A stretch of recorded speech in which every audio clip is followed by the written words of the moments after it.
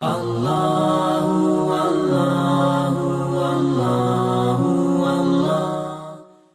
جتنے بھی میں آپ کو یہ بتانا چاہتا ہوں کہ گناہگار اس دور میں ہے یا نہیں ہے، یا دنیا بالکل پاک و صاف ہو گئی ہے، کوئی گناہگار نہیں ہے اور بھی کچھ نہیں ہے، تو جھوٹ تو بہت زیادہ ہے. جھوٹ بھی نہ ہو تو غیبت زیادہ ہے، غیبت کو بھی ہٹا دیجئے تو حسد زیادہ ہے. تو یہ گناہ ہے یا نہیں ہے؟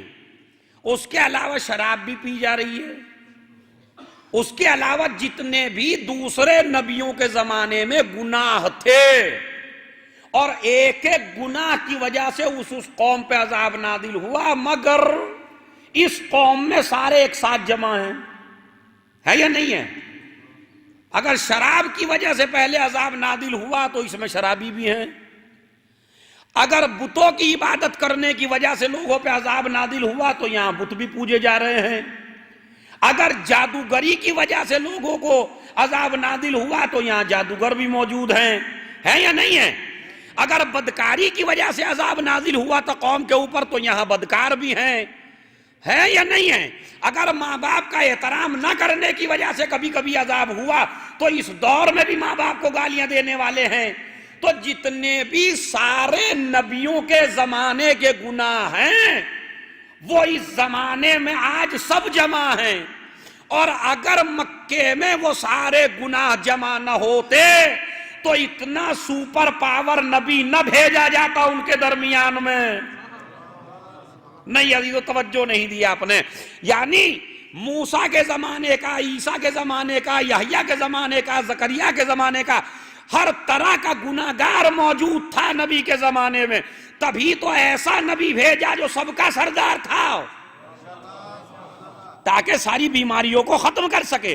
تو میرے کہنے کا مقصد یہ ہے کہ میں دلیل دینا چاہتا ہوں اپنے امام کے اوپر. دلیل کیا ہے؟ سورہ انفال آیت نمبر 32.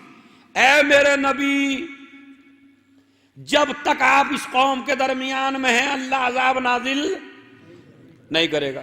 تو ٹھیک ہے، نبی کے زمانے میں ایک سے ایک گناہگار تھا، ان پہ عذاب نازل نہیں ہوا، کوئی مسئلہ نہیں ہے. لیکن اب تو نبی قبر میں جا چکے ہیں، اب تو نبی دنیا سے تشریف لے گئے ہیں، اب تو ان کی قبر مطہر بن چکی ہے ہی نہیں بن چکی ہے. ان کا روضہ مبارک موجود ہے، سب جاتے ہیں، زیارت کرتے ہیں. تو یہ بتائیے اب عذاب نازل کیوں نہیں ہو رہا ہے؟ اور قرآن کیا کہتا ہے؟ جب تک آپ اس قوم کے درمیان میں ہیں، یعنی آپ کا وجود اس قوم کے بیچ میں ہے، ہم اس کے اوپر عذاب نازل نہیں کریں گے. اچھا، عذاب نازل ایک آدمی کی بات نہیں ہو رہی ہے، یعنی وہ جو پہلے عذاب نازل ہوئے ہیں دوسری قوموں کے اوپر، اجتماعی عذاب، کبھی پتھر آ گئے، کبھی زمین میں دھس گئے، کبھی آگ میں جل گئے، ایسا عذاب اجتماعی عذاب نازل نہیں ہو سکتا. ورنہ ایک عذاب تو خود نبی کے زندگی میں نازل ہوا ہے، وہ ایک آدمی پہ عذاب کی بات نہیں ہے. یعنی پوری قوم ولو چاہے جتنی گناہگار ہو، لیکن جب تک آپ کا وجود مبارک ہے ہم اس قوم کے اوپر عذاب نازل نہیں کریں گے. ورنہ ایک آدمی پہ تو میں عذاب آپ کو دکھائی دیتا ہوں، دکھاؤں یا نہیں دکھاؤں؟ بلکہ دو دشمنوں کے اوپر عذاب نازل ہوا ہے اور دونوں پہ پتھروں کا ہوا ہے. کعبے کے مقابلے میں ابرہہ آیا تو اس پہ پتھروں کا عذاب نازل کرایا، علی کے مقابلے پہ حارث آیا تو عذاب نازل پتھر کا عذاب وہ خود آیا. سنیے عزیزوں، خود آیا ہے حارث. جب نبی نے اعلان کر دیا، واقعہ پورا نہیں پڑھنا ہے لیکن آگے کہتا یہ بتائیے یہ جو اپنے بھائی کو آپ نے بنا دیا ہمارے اوپر حاکم، یہ بتائیے یہ اپنی طرف سے یا خدا کی طرف سے؟ کہا خدا کی طرف سے. کہا اگر یہ خدا کی طرف سے ہے تو مجھ پہ عذاب نازل ہو. ابھی جیسے ہی اس نے کہا تھا فوراً ایک پتھر آیا اس کے اوپر گرا اور وہیں کبھی ڈھیر ہو گیا. تو اب قرآن کیا کہتا ہے؟ میرے نبی جب تک آپ اس قوم کے درمیان میں ہیں ہم ان پہ عذاب نازل نہیں کریں گے. تو وہ قوم تو تھی نہیں، وہ تو ایک آدمی تھا. اور یاد رکھیے شاید آواز قدرت آئے میرے نبی آپ کے وجود کا لحاظ ضرور کرتے اگر یہ خود نہ مانگتا، لیکن کیا کریں، یہ تو خود ہی علی کے بغض میں عذاب مانگ رہا ہے، تو ہم علی کے نفرت کرنے والے کو یہ ہدیہ ضرور پیش کریں گے۔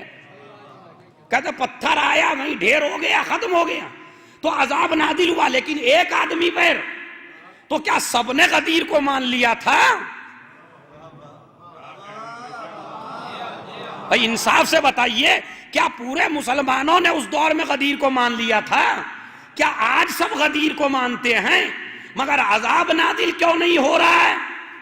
کہا چونکہ ہم وعدہ کر چکے ہیں جب تک اس قوم کے درمیان میں آپ ہیں